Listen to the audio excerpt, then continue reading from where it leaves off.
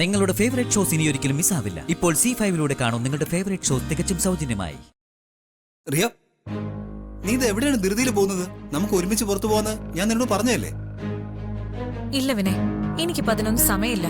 എനിക്ക് അത്യാവശ്യമായിട്ട് ചെയ്തു തീർക്കേണ്ട ഒരു ജോലിയുണ്ട്. അത് കഴിയുമ്പോ ഞാൻ വിനയെ വിളിക്കാം. അപ്പൊ എന്നെ വന്ന് വിനയ് പിക്ക് ചെയ്താൽ മതി. റിയ പ്ലീസ് വിനയ്, ഞാനൊന്ന് പൊയ്ക്കോട്ടെ. എന്നെ ഒന്ന് പോകാൻ അനുവദിക്കോ? ദേ, എപ്പോഴും എന്റെ പിന്നാലെ ഇങ്ങനെ നിഴൽ പോലെ വരാതിരിക്കോ പ്ലീസ്.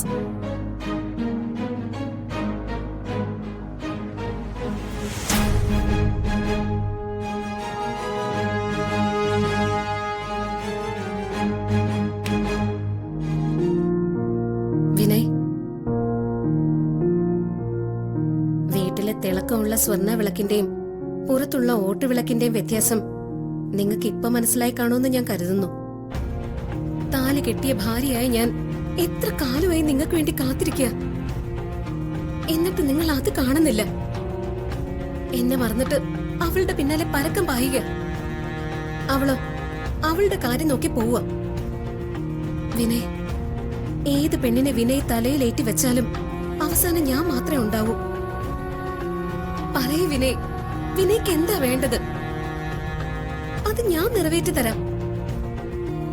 വിനയ് എന്നെ എത്ര അവഗണിച്ചാലും വിനയോടുള്ള എന്റെ ഇഷ്ടത്തിന് ഒരിക്കലും ഒരു മാറ്റവും ഉണ്ടാവില്ല.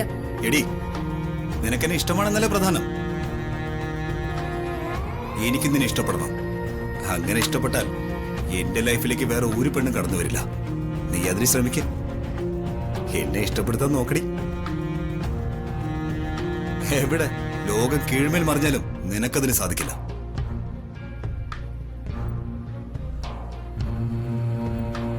വിനയ്, നിങ്ങളുടെ ഈ അഭിപ്രായം ഞാൻ മാറ്റിയെടുക്കും. നിങ്ങളുടെ നാവ് കൊണ്ട് തന്നെ എന്നെ നിങ്ങൾ ഇഷ്ടപ്പെടുന്നുവെന്ന് ഞാൻ പറയിക്കും.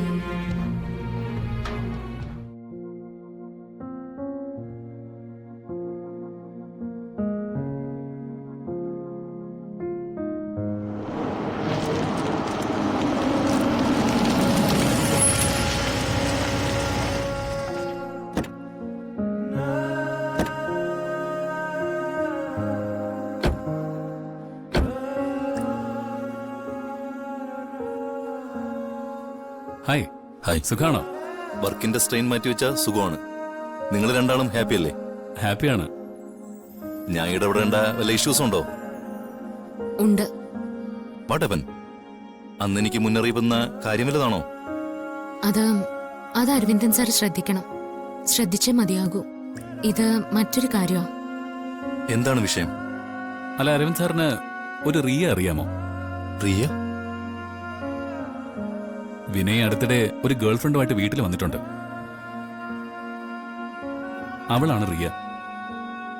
സർ, റിയ ഇടയ്ക്കിടയ്ക്ക് രഹസ്യമായിട്ട് ആരോട് ഫോണിൽ സംസാരിക്കുന്നത് ഞാൻ ശ്രദ്ധിച്ചു. എനിക്ക് അതിൽ പന്തികേട് തോന്നി. അതുകൊണ്ട് ഞാനും വിശാൽ സാറും ഗാർഗിയും ചേർന്ന് റിയയുടെ ഫോണ് അവൾ അറിയാതെ എടുത്ത് പരിശോധിച്ചു.